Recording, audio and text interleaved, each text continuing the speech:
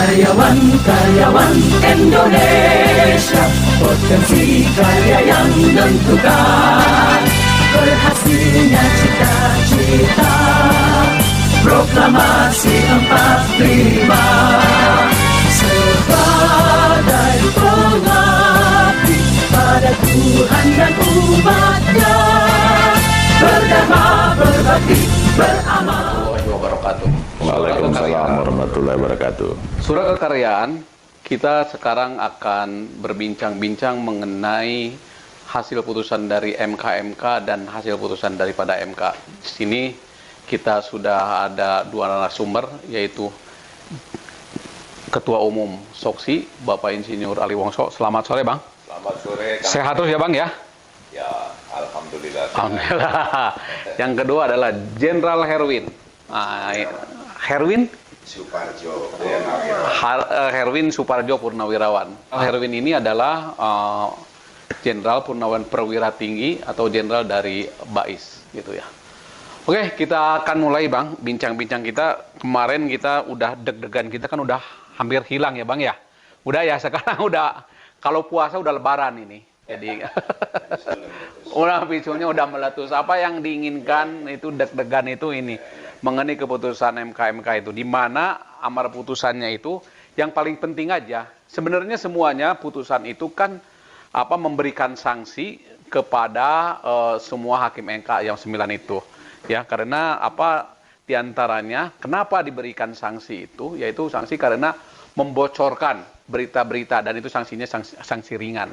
Nah, sedangkan yang sanksi berat itu hanya ditujukan kepada Ketua MK, yaitu Anwar Usman, di mana dia dipecat dari jabatannya sebagai Ketua Mahkamah Konstitusi.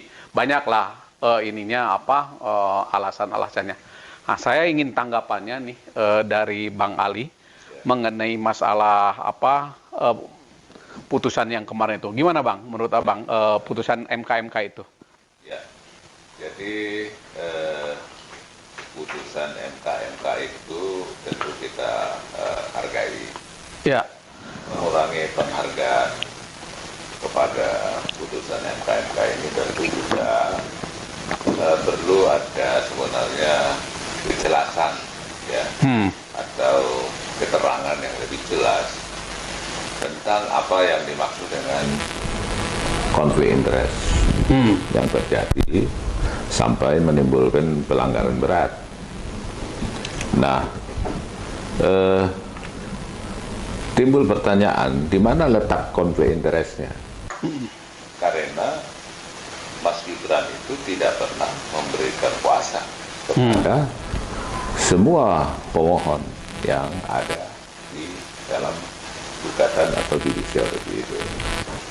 Mungkin ada yang menyinggung namanya, tetapi kan dia tidak tahu menahu. Ya. Jadi tidak ada relasi antara Mas Gibran yang dikatakan konflik interest dengan Ketua MK. Kalaulah hubungan antara ponakan dan paman, gitu, itu saya kira tidak cukup memenuhi untuk mengatakan itu konflik interest. Ya kan? Ya, bahwa apa yang diadili, apa yang dibahas, norma-norma di dalam undang-undang pemilu itu kan tidak menyangkut seseorang, tidak menyangkut sekelompok, itu menyangkut semua warga negara. Putusan itu mengikat seluruh rakyat. Kalau dikatakan usia di bawah 40 tahun, mungkin yang usia di bawah 40 tahun ada 100 sekian puluh juta. Gitu kan.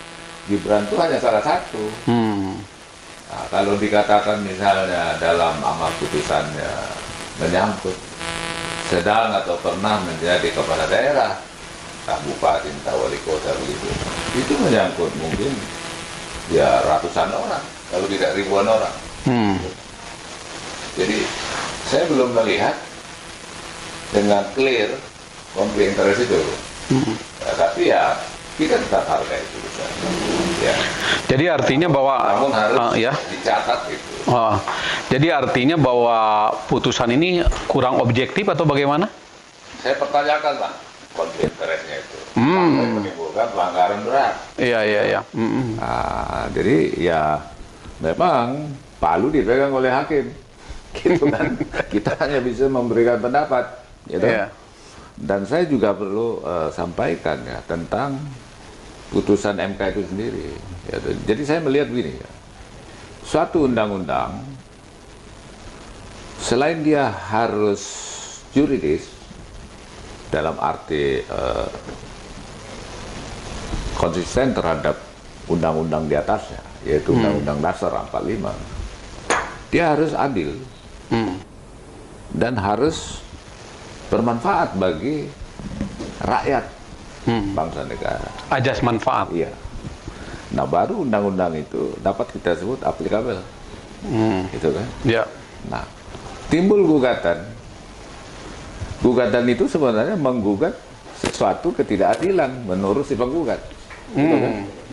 Tidak adil kalau usia 39 tak boleh, usia 37, 38, 36 nggak boleh, gitu kan? Nah, dia menuntut itu kan boleh dong. Ya.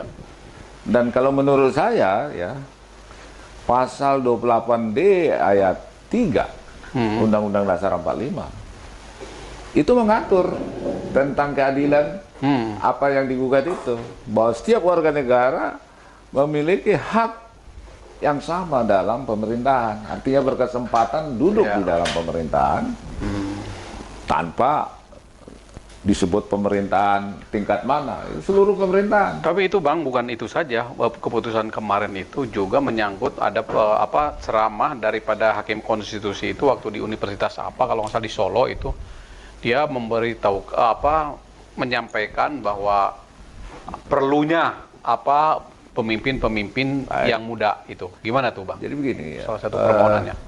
Ya saya melihat dengan positive thinking aja. Ya.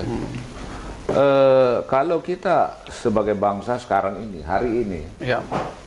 kalau saya ditanya, sebutkan satu yang paling penting, paling strategis, paling berat persoalan bangsa kita sehari ini untuk menuju masa depan. Ya. Banyak persoalan, ya namanya juga kehidupan kan selalu ada soal ya. Iya. Tapi persoalan yang paling berat bagi kita adalah bagaimana memberantas korupsi ke depan, sekaligus penegakan supremasi hukum yang berkeadilan ke depan. Ini sebenarnya sudah diagendakan sejak 98 dalam reformasi. Tapi 25 tahun sudah. Hasilnya kan ya seperti kata Pak Mahfud itulah. Ya. Lihat kiri, lihat kanan, lihat muka, lihat belakang, ya begitu. Nah, jadi inilah saya kira menjadi salah satu fokus tantangan kita yang amat berat. Dan kita sebagai bangsa berpikir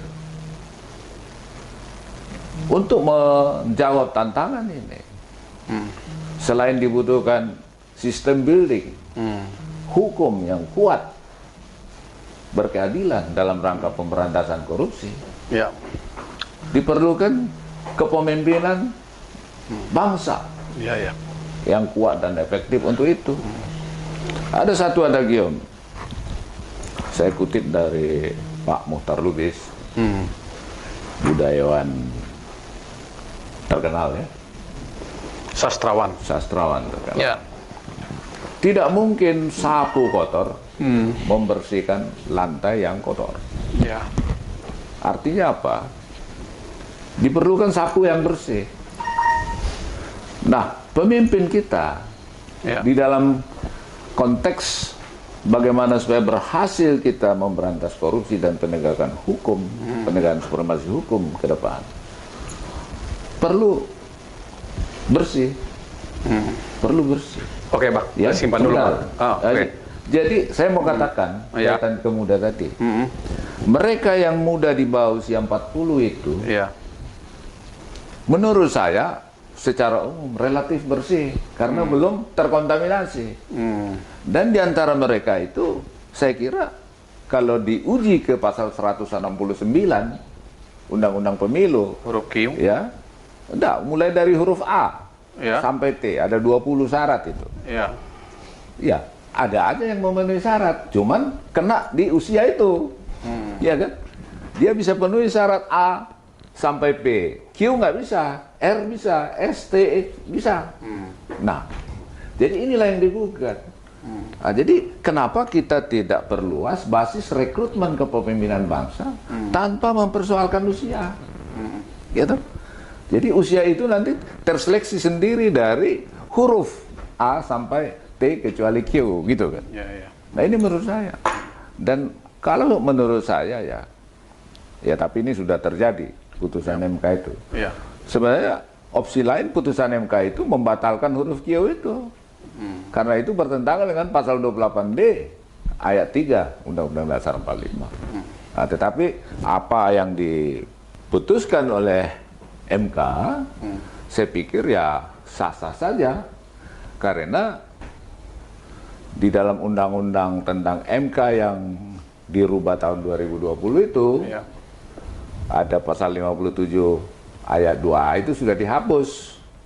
Nah, penghapusan ini bisa diartikan ada kewenangan MK membuat frasa baru atau mengubah frasa. Ya, kalau itu pengertiannya ya silakan. Gitu.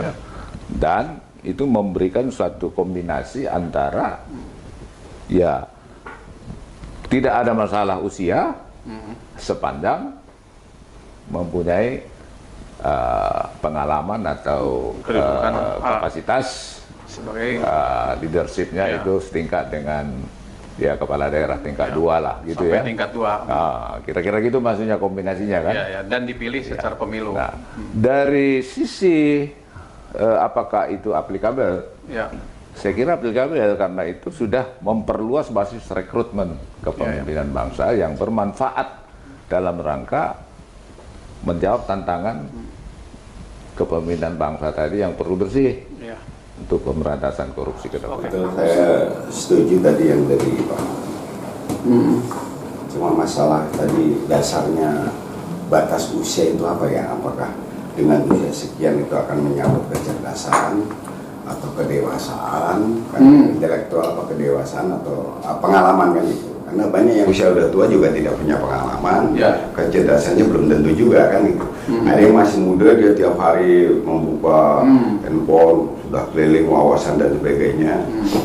Kalau pemimpin itu kan yang penting kalau menurut saya ya dari aspek individunya ya.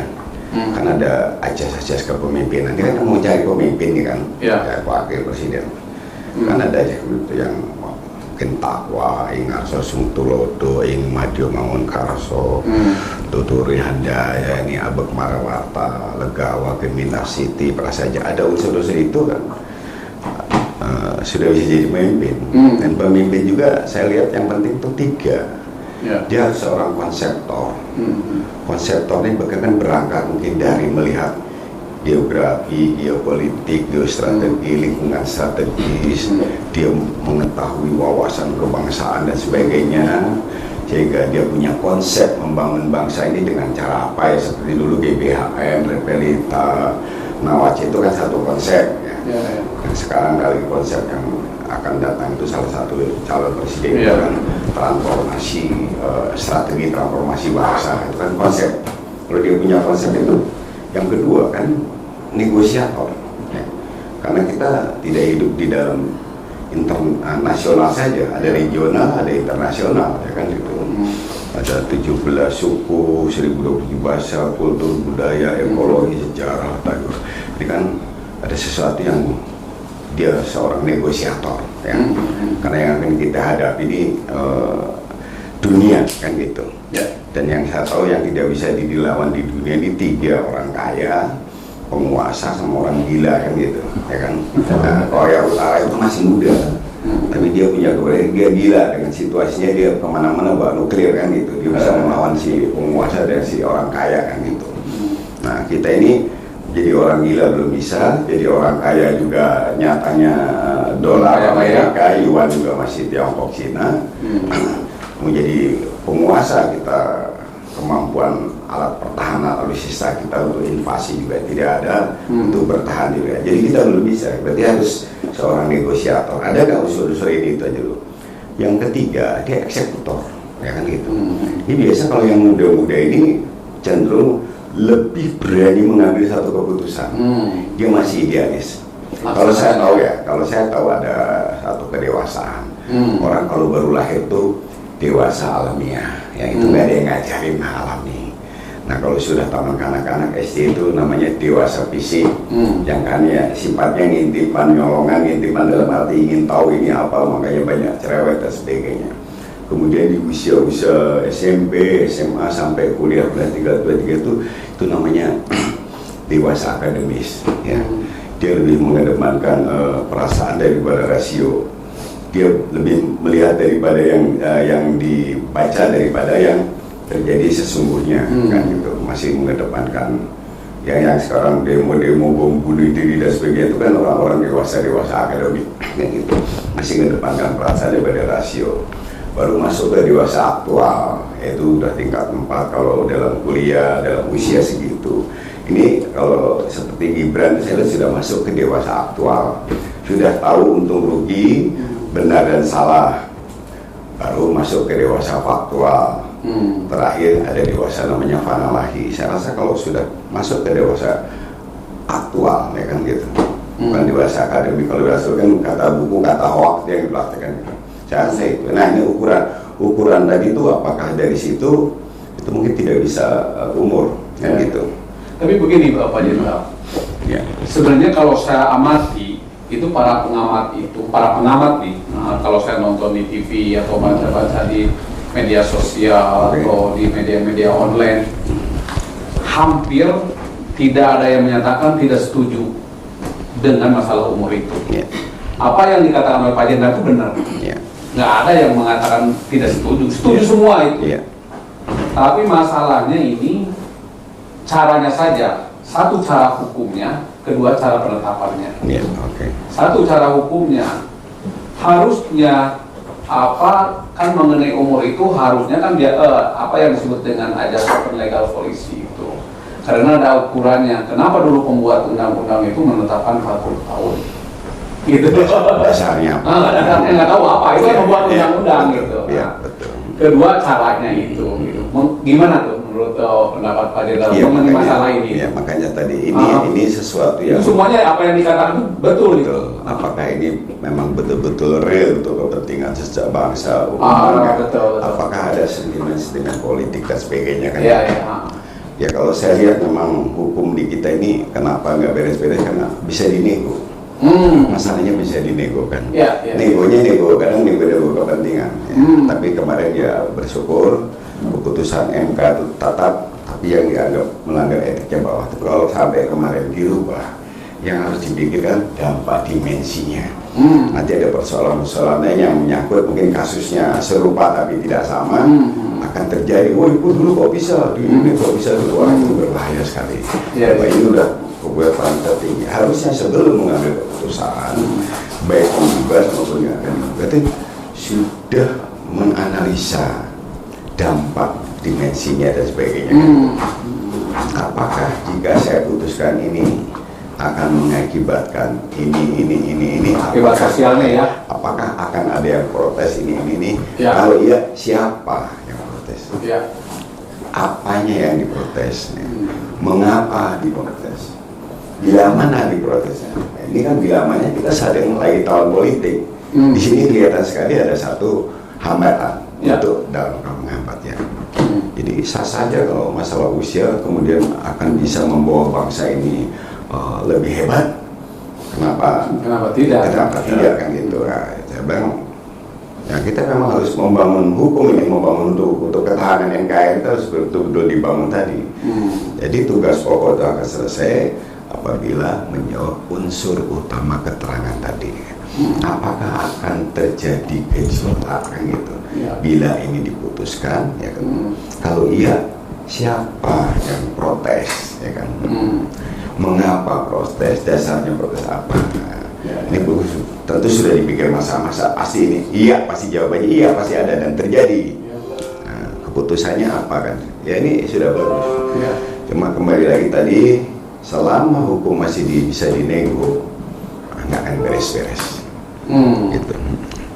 Kita Artinya hukum itu hukum di MK atau hukum pembuat undang-undang? ya baik si pembuat undang, kalau pembuat undang kan belum keputusan.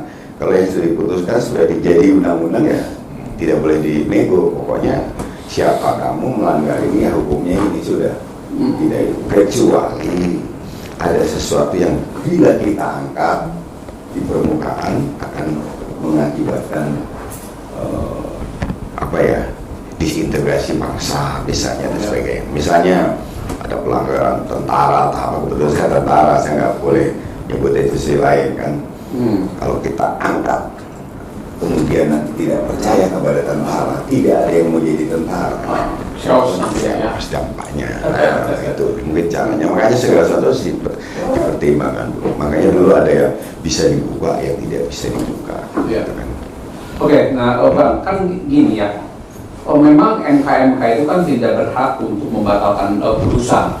Putusan itu masih tetap berlaku, jadi dia hanya kode etiknya saja, hanya sampai kepada kode etik. Jadi tidak ada pokok perkara lah.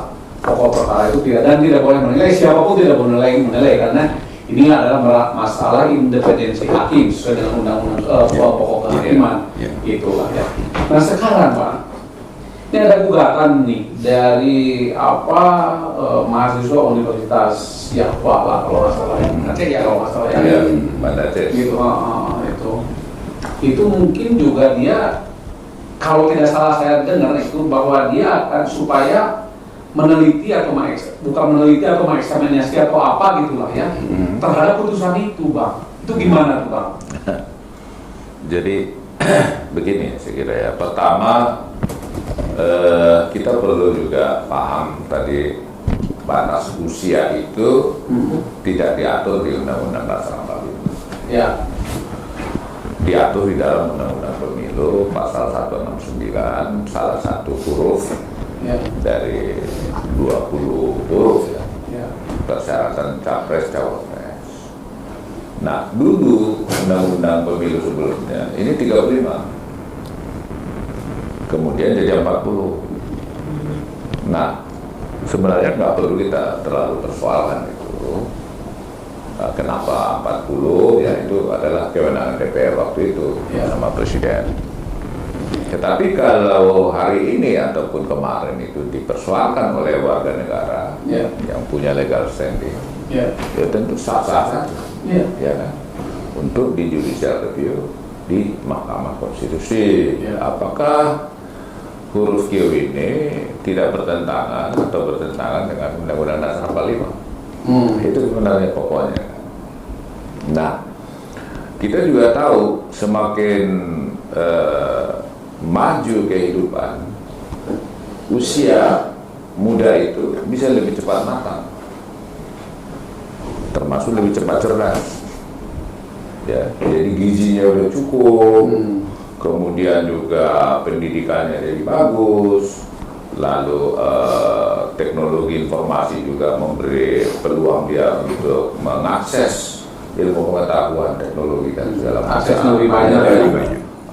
Dan juga kehidupan sosial kita pun memberi peluang untuk berpengalaman di dalam kehidupan bermasyarakat, bernegara. Sekarang ya banyak sekali anak-anak muda yang jadi kepala daerah. Gitu kan. Jadi itu sebuah kenyataan. Jadi kalau ada gugatan ini 40 ini tidak adil ini, gitu kan? Ya wajar saja. Dan diuji. Nah, tadi saya sudah singgung, diujinya sebenarnya terhadap Undang-Undang Dasar 45. Nah, di Undang-Undang Dasar 45 yang relevan dengan ini pasal 28D ayat 3 itu.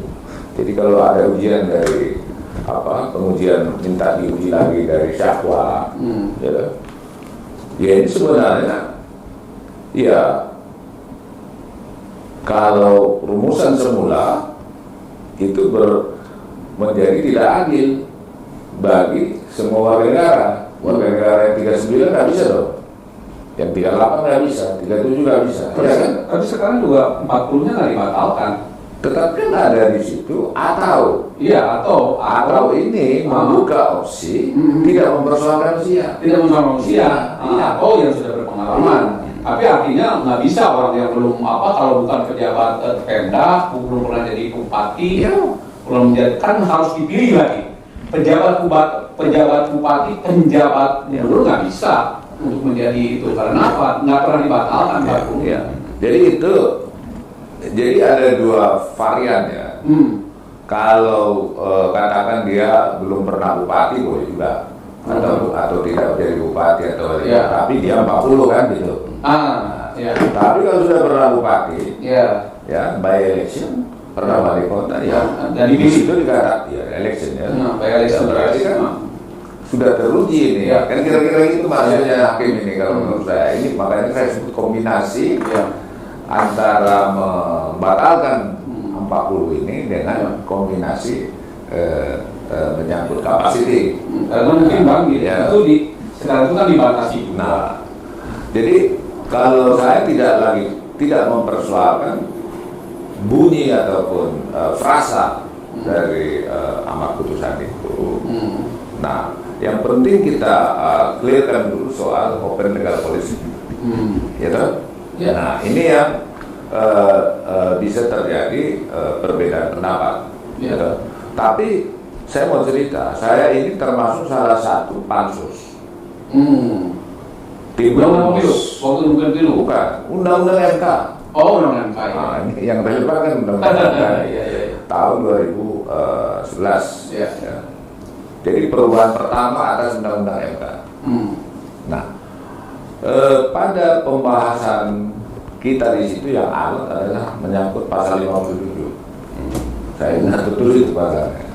Di mana amar putusan MK itu, ya kita kunci di situ, tidak boleh merubah frasa, tidak boleh menambah frasa, ya, atau norma. Kenapa? Alasan kita waktu itu, alasan saya dan teman-teman, karena itu masuk kategori pembuatan undang-undang. Dan itu menjadi kewenangan DPR bersama Presiden pada pasal 20 Undang-Undang Dasar 45. Nah, jadi MK tidak boleh mengambil kewenangan itu. Itulah alasan kita. Dan terjadi perdebatan. Ya. Perdebatan juga dengan pemerintah. Nah, termasuk dengan MK waktu itu. Nah, tetapi kita karena ngotot, kita menganggap bahwa itu sama sekali tidak boleh karena itu mengambil alih wewenang DPR dan Presiden pembuat undang-undang. Dan harus di dalam pembuatan undang-undang itu kita hearing. Jadi kita sadar betul undang-undang itu mengikat seluruh rakyat. Karena mengikat seluruh rakyat, kita perlukan dengan pendapat dengan rakyat. Yang melakukan dengan pendapat DPR. Gitu kan? Nah, inilah yang disebut open legal policy. Maka kita tambah di situ pasal 57 itu di ayat 2 itu 2A. Nah, nanti boleh juga itu dokumennya. 2A itu intinya itu melarang MK membuat amar putusan yang menambah frasa atau mengubah frasa. Itu larangan. Jadi jujur ketika terjadi judicial review tentang undang-undang pemilu menyangkut sistem proporsional terbuka mau menjadi tertutup itu, saya amati bingung juga saya kok MK ini lama sekali berputar-putar sidang-sidangnya itu, seolah-olah saya tangkap ini seperti pembuat undang-undang. Nah, akhirnya saya cari tahu undang-undang MK itu sekarang bagaimana. Ternyata di dalam perubahan ketiga tahun 2020, Undang-Undang Nomor 7 tahun 2020 tentang MK, ayat 2A itu dihapus. Nah, siapa yang menghapus? Tentu DPR bersama pemerintah pada saat itu. Kemudian tahun 2021 diterbitkan peraturan MK Nomor 2 tahun 2021. Pasal 73-nya di situ diatur MK boleh membuat frasa, gitu kan? Jadi dihapus di undang-undang ayat 2 itu yang melarang membuat frasa itu di peraturan MK 2021 dibuka di situ belum membuat frasa. Itu apa bang dampak negatifnya? Nah, kita tidak bicara dampak negatif, tapi konsekuensi daripada ini atau implikasinya itu bisa diartikan MK bisa membuat frasa dalam melakukan pengujian terhadap satu undang-undang. Ya, artinya yang tentu pertimbangan hakim yang disebut merdeka kan gitu. Independen. Ya. Nah, tetapi tentu kemerdekaan itu juga ya harus diikuti dengan bagaimana integritasnya, kenegarawanannya dan penguasaannya terhadap tata negara. Nah, sekarang timbul pertanyaan, kalaulah saya paksakan pemahaman seperti ayat 2A itu, meskipun itu dihapus, maka banyak sekali undang-undang sekarang yang masalah karena sudah diputuskan dengan menambah frasa. Contohnya, terakhir uji material tentang undang-undang KPK. Ada di situ masa jabatan 4 tahun ke 5 tahun. Nah, itu adalah merubah norma. Nah, apakah itu harus dibatalkan? Siapa yang membatalkan gitu loh? DPR membatalkan. Nah, makanya mengubahnya harus DPR bersama Presiden. Sama dengan ini, sekali sudah diputus oleh MK, pasal 24 ayat 1 mengatakan ini final, ya kan? Mengikat seluruh rakyat. Maka ini sudah otomatis menjadi bagian dari undang-undang pemilu. Artinya itu nggak mengakibatkan menjadi tirani minoritas, Pak. Karena apa? Sekarang yang biasa diputuskan dengan 560 orang hanya diputuskan dengan 9 orang. Ini persoalan ini boleh dibawa nanti ke DPR. Jadi DPR periode 2020 bukan, periode sekarang itu masih bisa, karena periode sekarang kan sampai Oktober 2024. Boleh saja DPR mengambil inisiatif untuk mengubah undang-undang MK. Iya toh. Jadi kenapa ini terjadi? Karena undang-undang. Gitu kan? Siapa yang buat undang-undang? Ya pasal 20 Undang-Undang Dasar 45 itu mengatakan di situ DPR RI bersama Presiden, gitu kan? Nah, jadi jangan kita salahkan juga MK ini. Orang undang-undangnya begitu. Ya itu kan bahkan bisa dirubah semuanya. Kalau membuat frasa, setiap ada yang diajukan akan bisa dibikin dan bisa dikabulkan. Kan itu nah ini ekstrimnya lah. Tapi kan memang mungkin tidak begitu. Itu yang saya sebut kemerdekaan hakim itu kan juga tentu ada koridornya kenegarawanan, integritas, penguasaan tata negara kan gitu. Jadi ya tentu juga tidak asal. Jadi apa yang sudah diputuskan ini sudah dibacakan, ini sudah otomatis menjadi bagian dari undang-undang. Nah, itulah saya selalu katakan MK tidak punya kewenangan membatalkan putusan MK. Karena itu sama dia dengan membatalkan undang-undang, melawan Undang-Undang Dasar 45. Yang bisa mengubah ini hanya DPR bersama Presiden, dan itu tidak mungkin dirubah dalam waktu singkat. Paling tahun depan kalau mau dirubah. Gitu. Oke, sekarang ke Pak Jenderal. Pak Jenderal, gimana nih dengan apa yang disebutkan oleh Bang Ali tadi mengenai masalah tadi itu yang pasal yang dihapuskan, di mana MK itu bisa membuat frasa baru, artinya bisa membuat pasal-pasal baru atau bisa membuat ketentuan-ketentuan baru, Pak. Ketentuan baru bukan pasal baru, ketentuan baru, di mana pasal itu bisa dirubah. Nah, dari segi ketahanan dan pertahanan untuk negara ini bagaimana nih, Pak Jenderal? Kembali lagi, saat merubah dan konfliknya tadi kok di saat sedang ada terjadi di tahun politik ini. Kan? Di sini kan kita harus melihat ada 4 kebenaran. Kebenaran hakiki, kebenaran subjektif, kebenaran normatif, dan kebenaran konstitusional. Nah, ini yang terjadi sekarang, saya lihat dengan waktu yang terjadi ini menjadi ada kebenaran subjektif. Menurut Bapak benar, belum tentu menurut saya benar. Menurut saya benar, belum tentu menurut Bapak benar. Tinggal kita melihat siapa yang memprotesnya tadi. Apakah akan terjadi protes sampai kita yang memprotes ini siapa? Kalau semuanya, ya, ini kan sedang ada blok sana sama blok sini kan gitu. Kalau semua yang memprotes, berarti ini kan memprotes yang merasa dirugikan, merasa takut kalah dan sebagainya.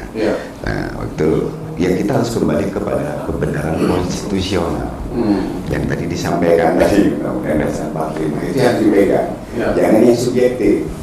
Subjektifnya tadi ya kecuali korban itu protes untuk kita yang sedang dibiarkan itu protes karena punya dasar yang sudah baku yang konstitusional. Ini kan kelihatannya sangat subjektif kan gitu. Nah, ini kalau kemudian diputuskan sesuai yang kepentingan tanpa melihat dua belah pihak ini kenetralan dan sebagainya. Siapa nih yang dua belah pihak ini? Ya ini kan sedang antara misalnya calon presiden ini dengan calon presiden ini, calon presiden ini. Kok yang banyak memprotes, kok yang kelompok sini semua. Kelompok yang sini kok tidak, kan gitu. Jadi ya, ini nanti bisa-bisa perlu jejak pendapat kalau gitu. Kalau jejak pendapat ya pasti Gibran menang. Jangan salah. Untuk 270 juta ini ada generasi free bomber, baby bomber, itu cuma 11%, ya kan? Terus ada Gen X, anaknya baby bomber itu 20 sekian persen. Gen Y yang lahir 1980, 1995 itu hampir 30 sekian persen. Gen Z yang lahir 1995 sampai 2013 ini juga hampir digabung hampir 60%. Ini pasti akan ke Gibran semua, saya jamin. Jadi kita jangan melihat orang-orang yang kita tua-tua bomber nih yang selalu memang itu, kita lihat follower nih. Itu. Dari mana tuh bisa dibuktikan itunya bahwa itu akan ke Gibran semuanya? Kita kan sudah melihat, kita sudah wawancara. Kan di Twitter dia, kan kita lihat anak muda ini dari Sabang sampai Merauke. Kemana dia? Iya, ini yang nanti saya yakin akan protes kalau sampai misalnya kemarin Gibran terus nggak boleh, ini akan berontak, jangan kayak gitu. Artinya bahwa ini masa saya mau berubah untuk bangsa ini, saya punya kemampuan, saya punya kedewasaan, saya punya jiwa kepemimpinan, kemudian saya harus nunggu umur sekian, saya harus pengalaman ini dulu, sementara saya ini mampu kan gitu. Artinya bahwa ini instabilitas akan terjadi kalau semuanya sampai tidak jadi. Malah bisa disintegrasi bangsa. Jadi saya tambahkan dari sisi keadilan ya. Jadi saya tadi ulangi. Sebenarnya huruf Q pasal 169 itu memberikan diskriminasi terhadap generasi bangsa. Itu 40 tahun ke atas baru boleh capres. Nah, bagaimana dengan yang 39? Katakanlah kalau diuji syarat capres-cawapres pasal 169 cuma huruf Q dia nggak bisa, huruf A sampai T itu bisa kecuali huruf Q. Nah, ini kan diskriminasi. Jadi jangan dulu tertuju kepada seseorang. Kita bicara norma, gitu kan. Jadi diskriminasi ini ditegakkan dengan cara putusan MK ini, gitu. Ada dua versi sebenarnya. Versi membatalkan huruf Q itu, menyatakan tidak lagi berkekuatan hukum yang mengikat, gitu kan.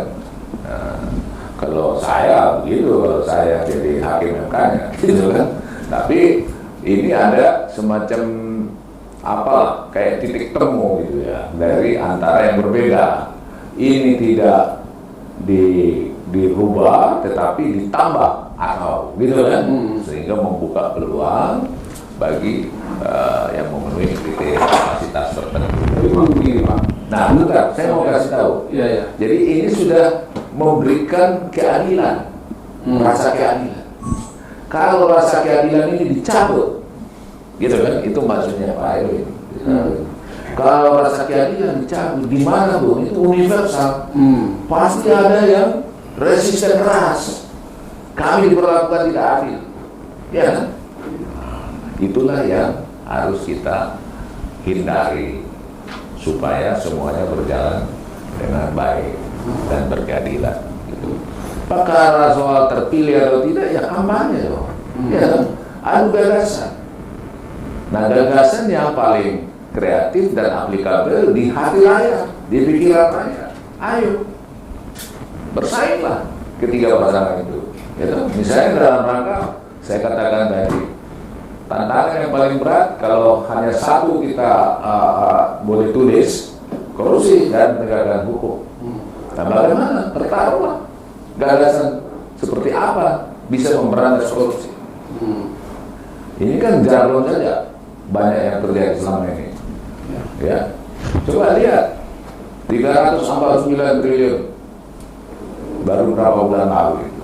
Kita berharap bahwa 349 triliun TPPU yang diduga TPPU ini menjadi tonggak awal trase baru pemberantasan korupsi di Indonesia. Tetapi ya harinya apa yang terjadi kita nggak tahu. Nggak tahu ininya, lanjutannya ya. Begini Pak, tadi mengenai diskriminasi itu, ini undang-undang pemilu itu dibuat kan sejak tahun 2017. Ya. Kenapa hari ini di ininya gitu, kenapa diajukannya? Kenapa nggak 1 tahun setelah diundangkan atau apa gitu? Sekarang kan begini ya, sesuatu itu kan bisa saja terpikirnya baru pada saat. Kalau ini baru 60 juta orang loh. Bisa saja. Yang